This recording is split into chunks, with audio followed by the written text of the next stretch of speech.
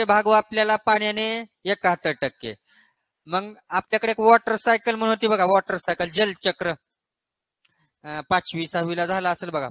कुणाला आठवण आहे म्हणा आता. होय, काल काय जेवण केलं ते माहिती नाही. झालं होतं ना वॉटर सायकल.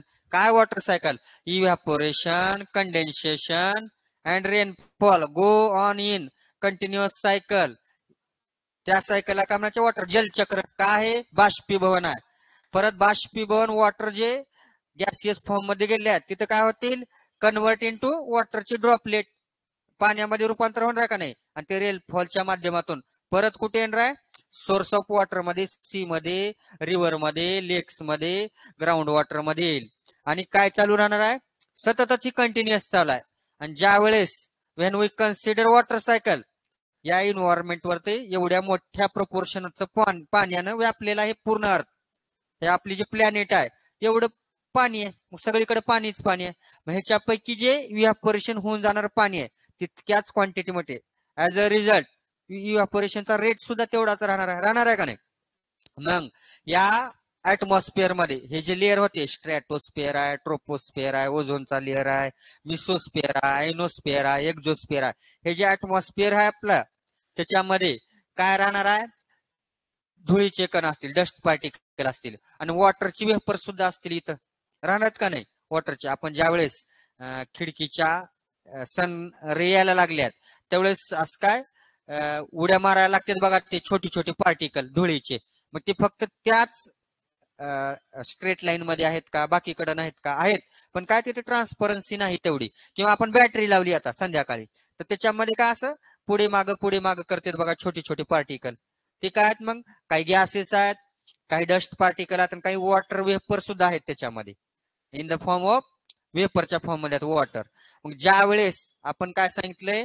हे जे due to constant evaporation of water, सारखंच चालू आहे इव्हॅपोरेशन, स्थिर आहे, इथं आहेच कंटिन्युअस. आणि याच्यामुळेच water vapour is always present, सतत इथं त्यांची प्रेझेंट आहे.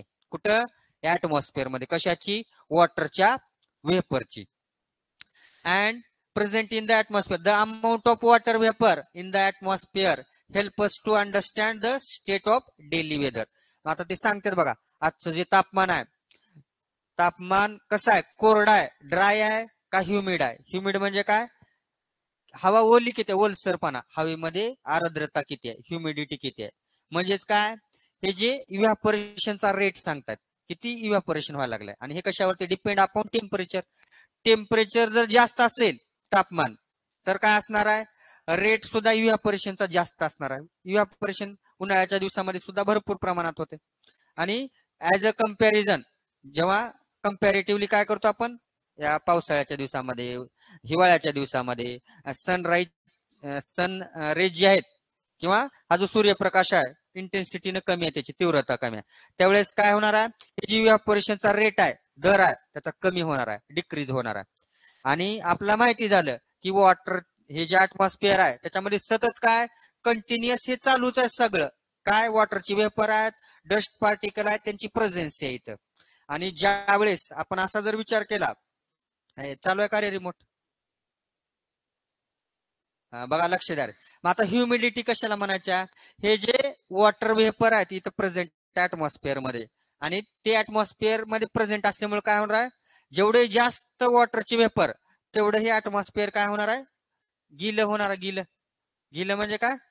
हवा ओली होणार आहे. गिल्ली हो गई, हवा गिली हो गई म्हणतात बघा, डायलॉग आहे की उसकी गिली हो गई. गिली म्हणजे ओली, ओली झाली. ओली म्हणजे काय? हवा ओली झाली. मग ओली जाणं कशासाठी? ओलं होणं म्हणजे काय आहे? त्याच्यामध्ये how much quantity, how much proportion of water vapour, त्याच्यामध्ये किती वॉटर वेपर आहे? जेवढे वॉटर वेपर जास्त तेवढं ह्युमिडिटी जास्त. येते का लक्षामध्ये? मग ह्युमिडिटी कुठून आली? एअर मॉइस्ट कशामुळे व्हायला लागल्या? मॉइश्चर कशामुळे व्हायला लागलेला आहे? तर या वॉटर वेपरमुळे, due to the presence of water vapour in the atmosphere and hence called as air becomes गिली किंवा एअर बिकम्स मॉइस्ट, मॉइस्ट झाली. आणि या मॉइस्ट एअरलाच आपण काय म्हणतो? ह्युमिडिटी असं म्हणतो. आलं का लक्षात? ह्युमिडिटी जर कोण विचारलं, ह्युमिडिटी म्हणजे काय? हे जे वातावरणामधले वॉटर वेपर आहेत, हे जे बाष्प आहेत पाण्याचे, ते काय करतात? हवा ओली करतात. त्याच्यामध्ये पाणी आहे की, आणि ते पाणी काय करल? आता बघा एक डबा आहे तुमचा, हा, मग त्याच्यामध्ये किती क्वांटिटी मध्ये एखादी वस्तू मातेत, चपाती, आता दोन दोन तीन चपाती मातेत, मग तुम्ही काय करायला लागलोय, त्याच्यामध्ये 4-5 चपात्या घालायला लागलोय, मग उरणार का नाही शिल्लक काहीतरी, ती 4-5 तीनच मावत्यात, बाकीच्या जी चपात्यात काय बाहेर पडणार आहेत, म्हणजे काय ओव्हरफ्लो होणार आहे.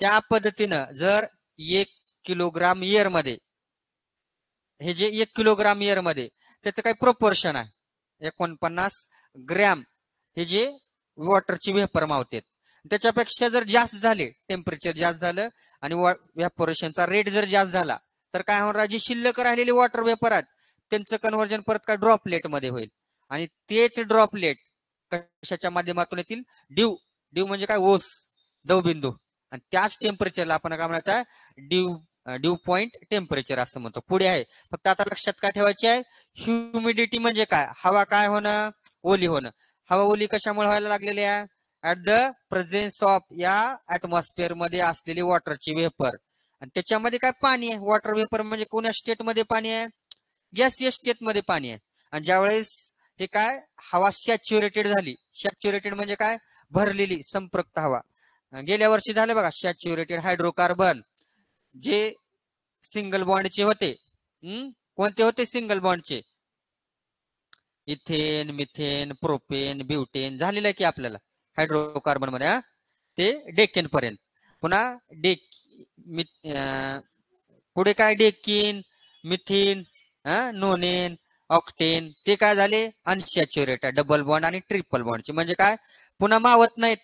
आता हे हायड्रोकार्बन सांगतो अगोदर, हे बघा रे, पहिला हायड्रोकार्बन जो आपला मिथेन, हा आपला कार्बन आहे, लक्ष द्या, एक हायड्रोजन आहे, एक हायड्रोजन आहे, हा एक हायड्रोजन आहे, आणि हा एक हायड्रोजन आहे. ज्या वेळेस या कार्बन आणि हायड्रोजन मध्ये कोव्हॅलंट बॉन्ड आहेत, कोव्हॅलंट बॉन्ड न काय ह्याची व्हॅलन्सी काय आहे कार्बनची, 4 valency, atomic number of carbon कोण सांगतं रे, कार्बनचा ऍटोमिक नंबर काय आहे, 6 आहे, हाय हॅलो लिसन बी बी सी, 6 नंबर आहे, 6 नंबर आहे. आणि आता बघा 6 नंबर याचा ऍटोमिक नंबर आहे, मग ह्याचं इलेक्ट्रॉनिक कॉन्फिगरेशन काय, what is the configuration of carbon, या एलिमेंटचं कॉन्फिगरेशन काय सांगा, ऑनलाईनची अनुष्का, इकडली अनुष्का, इथं बी अनुष्का म्हणते, अनुष्का माने, सांग कॉन्फिगरेशन सांग कार्बनचं, 2 4 5, 2 आणि 4 बरोबर आहे. मग ज्या वेळेस ह्याला जर काय करायचे आहे, सॅच्युरेटेड व्हायचे आहे, सॅच्युरेटेड म्हणजे काय पोट भरायचे आहे, सॅच्युरेटेड म्हणजे समाधानी व्हायचे आहे, त्याला काय करावं लागेल, हे पहिलं काय झालं, पहिली जी स्टेट आहे त्याची, पहिलं जे ऑर्बिट आहे फुल फिल आहे, पहिल्या ऑर्बिट मध्ये किती मावतेत, त्याचं जे डुप्लेट आहे ते कम्प्लीट आहे, आणि सेकंड मध्ये आपला क्रायटेरिया काय, 2n चा स्क्वेअर आहे आपला हा क्रायटेरिया, हे एन म्हणजे ऑर्बिटचा नंबर आहे, पहिलं ऑर्बिट दुसऱ्या ऑर्बिट मध्ये किती मावतात हे आपण सांगितलं होतं, ज्या वेळेस आपण कन्सिडर केलं ह्याला अजून किती, हे जे आहेत ह्याला भरण्यासाठी इलेक्ट्रॉनची किती गरज आहे, अजून 4 इलेक्ट्रॉन पाहिजेत, हायड्रोजन काय करायला लागलंय, ती गरज पूर्ण करायला लागलाय, मग हायड्रोजन, हा एक हायड्रोजन, हा एक हायड्रोजन, हा एक हायड्रोजन, हायड्रोजन काय अगोदर एक एक होते हायड्रोजन, ह्या हायड्रोजन कडे एक इलेक्ट्रॉन आहे ऑलरेडी, आणि इथला एक इलेक्ट्रॉन, हे कोव्हॅलंट बॉन्ड मध्ये वापरायला लागल्यात, त्याचा एक इलेक्ट्रॉन आणि कार्बन साठी एक इलेक्ट्रॉन, असं मिळून काय व्हायला लागलं त्याचं, ह्याचंही पूर्ण व्हायला लागलाय,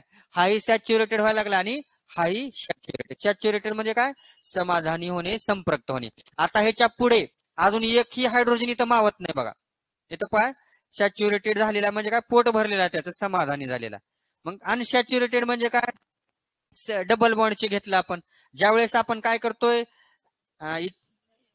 हे इथे मिथेन आहे, पुन्हा मिथिन होत नाही आणि मिथाईनही होत नाही, डायरेक्ट इथेन इथिन घेतो आपण, इथिन जर पकडलं आपण C2 आणि H5, आता ह्याचं बघा रे लक्ष द्या, C2 आहेत आणि H5 आहेत, मग इथं एक घेतला H, इथं एक H घेतला, इथं एक H घेतला, इथं एक H घेतला, डबल बॉन्ड, आणि इथं एक H घेतला, हे झाले, इथं बघा जागा शिल्लक आहे बघा, इथं क्वेश्चन मार्क आहे, इथं मग काय OH ग्रुप लागेल, अल्डिहाइड लागेल त्याला, म्हणजे काय अजून एक कोणीतरी तिथं मावू शकतंय, म्हणजे कॅपॅसिटी आहे तेवढी, मॅक्झिमम कॅपॅसिटी कशी आहे तिथं, आहेत कोणतरी लेस कमी आहे अजून याला, इथं काय मग OH ग्रुप लावला तर काय होईल, इथिल अल्कोहोल. येतं का लक्षामध्ये? अशा पद्धतीने ह्याला काय म्हणायचं, सॅच्युरेटेड आणि अनसॅच्युरेटेड. ज्यावेळेस तुम्हाला सॅच्युरेटेड हवा कोणती आहे आणि अनसॅच्युरेटेड हवा समजेल त्यावेळेस आपला ड्यू पॉइंट टेम्परेचरचा पॉइंट तुम्हाला समजणार आहे. नंतर लिहून घ्या सगळेच डेफिनेशन याच्यामध्ये. आता पुढे काय सांगतंय, फॉर अ गिव्हन व्हॉल्यूम, ह्या ज्या एअर आहे ह्याच्यामध्ये अजून व्हॉल्यूम आलं बघा इथं. व्हॉल्यूम म्हणजे काय, आकारमान. At a specific temperature there is a limit on how much water vapour. त्याला सुद्धा मावण्यासाठी काहीतरी काय एक लिमिट आहे, सगळ्यासाठी लिमिट आहे बघा. कितीही त्या टेम्परेचरला वॉटर ड्रॉपलेट मावत नाहीत, त्याचे वॉटर वेपर आता सध्या आहेत. पण उन्हाळ्याच्या दिवसामध्ये ते ड्यू पॉइंट पडतो का, ड्यू पडतोय का ओस, का बर, ती हवा कशी आहे, अनसॅच्युरेट, अजून मावते त्याच्यामध्ये. जर आता 20 डिग्री टेम्परेचर आहे, हे लक्षात द्या, 20 डिग्री सेल्सिअस टेम्परेचर आहे, आणि इथं जे वॉटरचे मॉलिक्युल आहेत, वॉटर वेपर आहेत, किती आहेत इथं मावण्याची कॅपॅसिटी 10 आहे.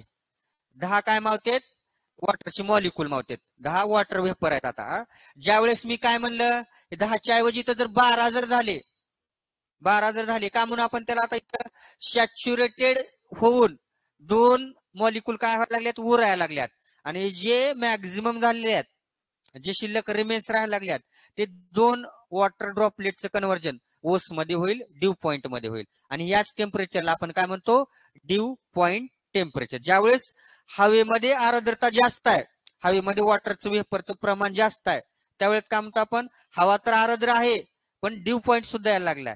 ड्यू पॉइंट म्हणजे दवबिंदू तापमान, त्या तापमानाला दवबिंदू तापमान म्हणतो. 2 ड्रॉपलेट खाली येतील आणि त्या गवतावरती, काचाच्या ज्या वस्तू आहेत त्याच्यावरती बसतील. पण ज्यावेळेस इथं काय 10ची कॅपॅसिटी आहे 20 डिग्री सेल्सिअसला, हे टेम्परेचरवर डिपेंड आहे बघा. टेम्परेचर जेवढं जास्त तेवढी कॅपॅसिटी सुद्धा जास्त आहे.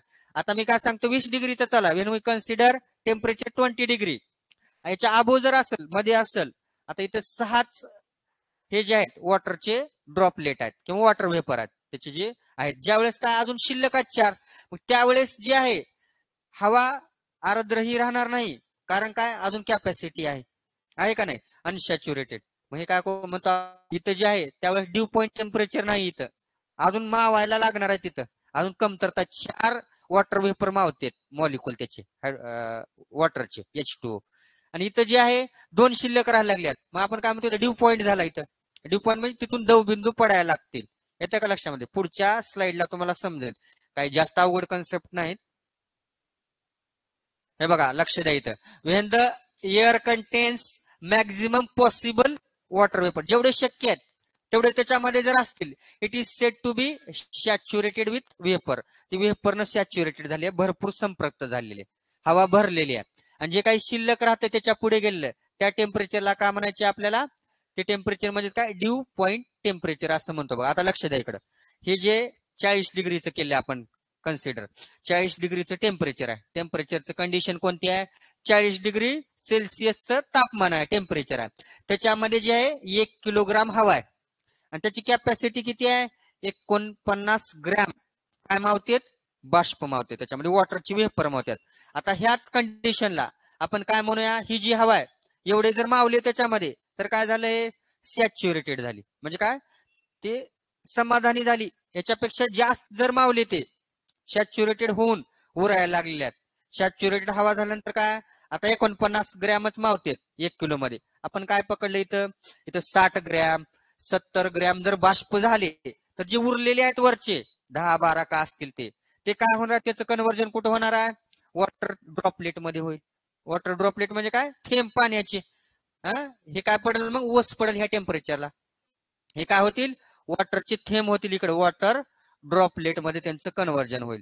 जेवढी कॅपॅसिटी आहे, ज्यावेळेला हवा काय झाली आहे, सॅच्युरेटेड झाली आहे, सॅच्युरेटेड होऊन उरायला लागली आहेत. आता इथं काय मॅक्झिमम कॅपॅसिटी किती आहे, 49 ग्रॅम वॉटर वेपर मावतेत, पण इथं आपल्याकडे आहेत किती, 60 ग्रॅम आहेत.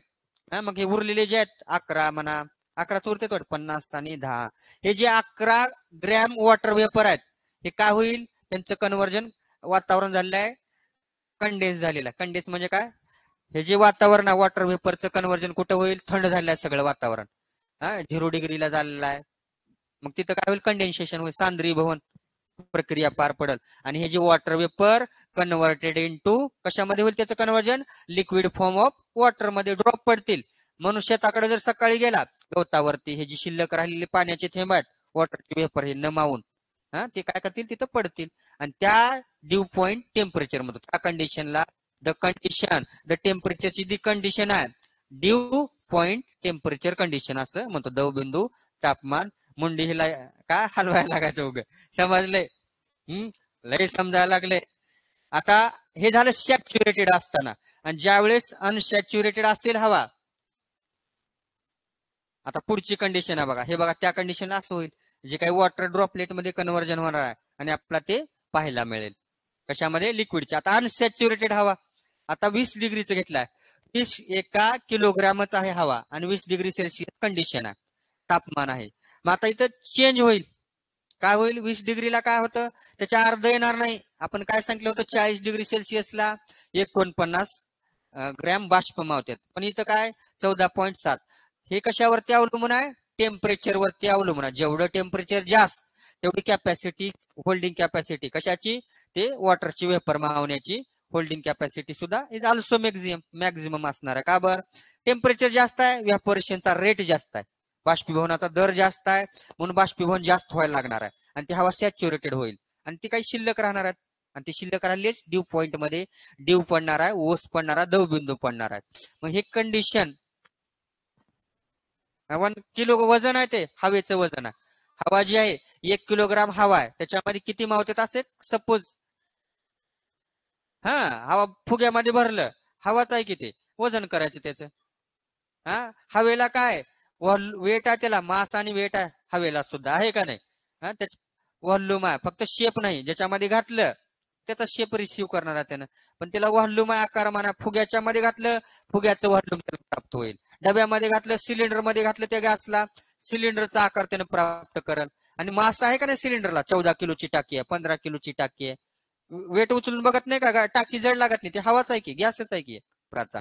मग ही 1 किलोग्राम हवेमध्ये 14.7 ग्रॅम काय मावतेत वॉटरची वेपर मावतात आणि याच्यापेक्षा जर जास्त झाले या कंडिशनला 1 किलोग्राम मध्ये तर त्याचं कन्व्हर्जन कशामध्ये होणार आहे वॉटरच्या ड्रॉपलेट मध्ये होणार आहे आणि त्याच टेम्परेचर पॉइंटला आपण काय म्हणायचे आहे ड्यू पॉइंट टेम्परेचर असं म्हणायचं आहे. आलं का लक्षामध्ये.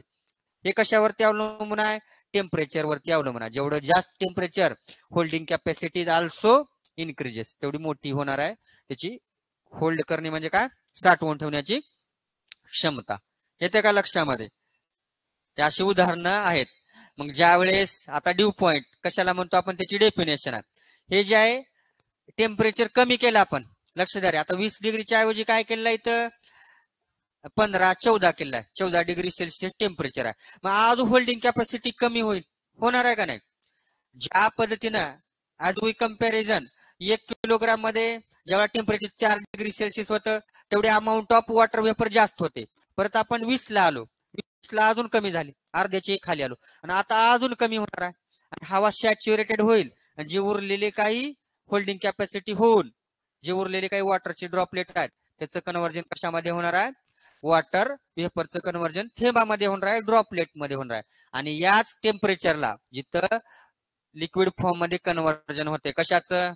तुम्ही दोघे काय हसायला लागला